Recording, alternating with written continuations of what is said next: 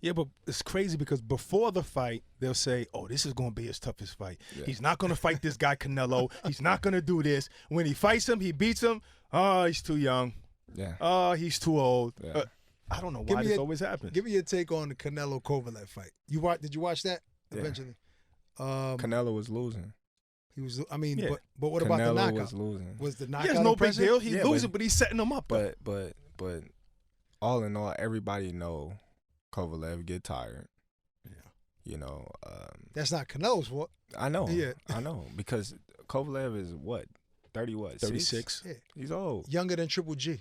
And He's people old. are saying they want to see Triple G Canelo #3. So is it People really wanna about see, age? People want to see Triple G versus Canelo 3 is because everybody know Triple G won that first fight. You know. What about the second fight? Think Canelo won that? It could have been a draw. I give Canelo the edge, but it really could have been a draw. Our friendship is really slipping right now. Canelo really I thought slipping Canelo right won now. that fight clearly. Yeah, the second Canelo. one. It was No, still he did close. give away rounds. It was still close. He gave away rounds, letting Triple G jab a lot. I thought if I was gonna give anybody the hands up, you know, it would be Canelo. Right. You know, but it was still a close fight. But I mean, do you still give him credit for the win, even though Of course.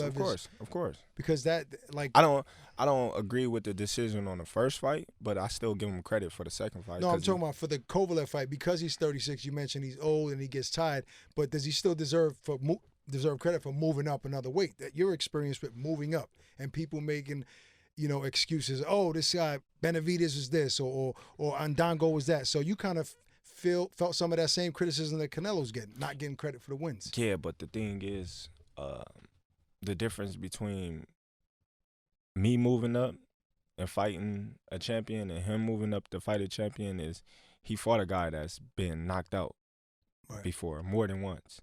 Right. Fought a guy that's lost before. I'm fighting these guys that's undefeated. That's beaten champions. Right. You know that.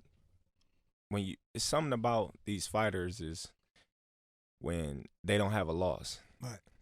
They protect them way different than harder to beat that type of guy, yeah. When they do got a loss.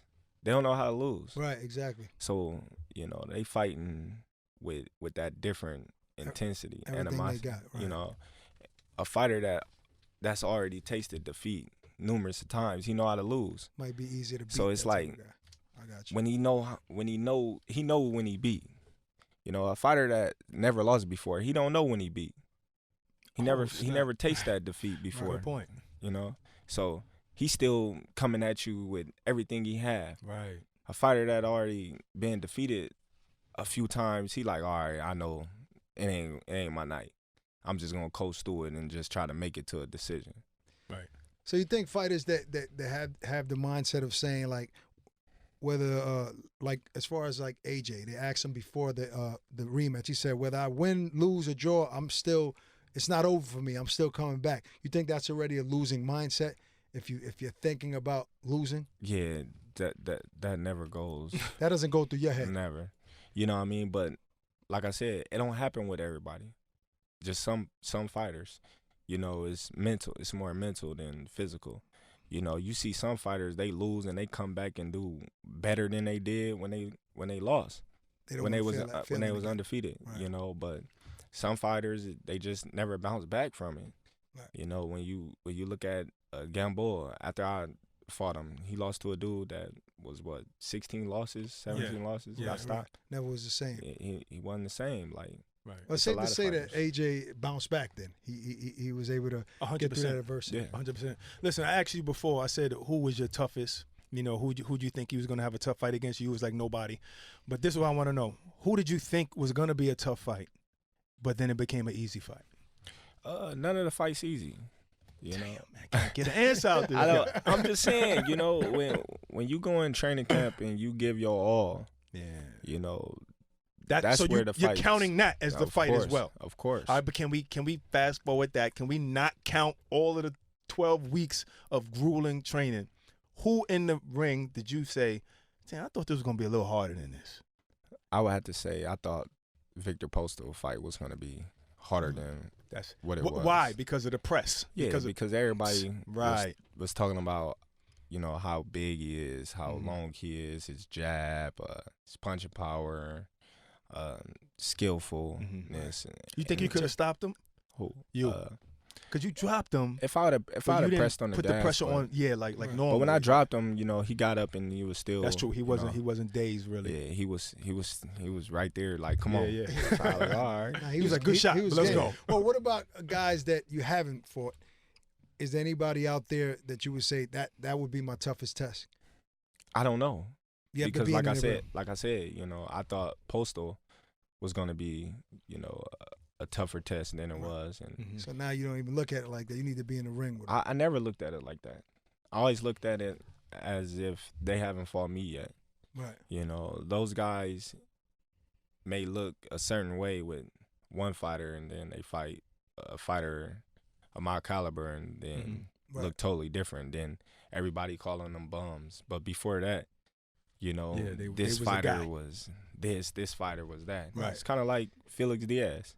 Yeah. Everybody fight Felix Diaz. He this, he that. He beat Lamont Peterson, but got robbed. He just came off of a stoppage win of Sammy Vasquez at 147, and he moving down the weight. Nobody want to fight him. He's calling out me, Broner, Pacquiao. He's calling out everybody. Right. He was on the PBC side. Right. Nobody wanted to fight him. Right. You know, I fought him, stopped him. See, speaking of him, Diaz, I'm glad you brought that up because my next point was, me and Barack talk about it all the time, right? So you're obviously with Top Rank and Bob Arum, and people fought you for the fights not to happen. In reality, PBC guys, Al Heyman guys, don't have network deals, don't have promoter deals, so they're actually free to fight anywhere. So in reality, it's not your fault or Bob's fault because those dudes are pretty much free agents. You know, it's on a network fight-by-fight basis. So how do you feel about, you know, being blamed for it? In reality, it's not your fault at all. Man, I don't really care. I just let them talk and say what they want to talk because at the end of the day, if you're not really in the boxing world, you really don't know what you're talking about.